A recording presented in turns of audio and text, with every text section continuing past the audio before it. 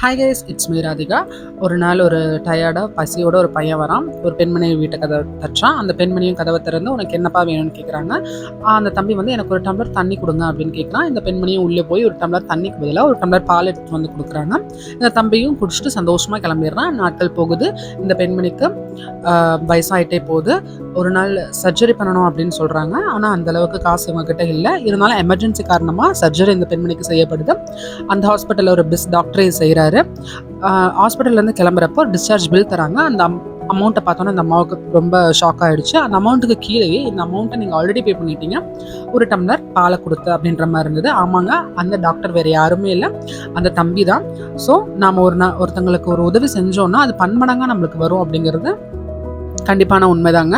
So நீங்கள் இந்த கதையில் வர பையனாக செயல்படணும்னு நினைக்கிறீங்க இல்லை பெண்மணியாக செயல்படணும்னு நினைக்கிறீங்க, கமெண்ட் பண்ணுங்கள். மறக்காமல் லைக் பண்ணுங்கள், ஷேர் பண்ணுங்கள், சப்ஸ்கிரைப் பண்ணி வச்சுக்கோங்க. Thanks for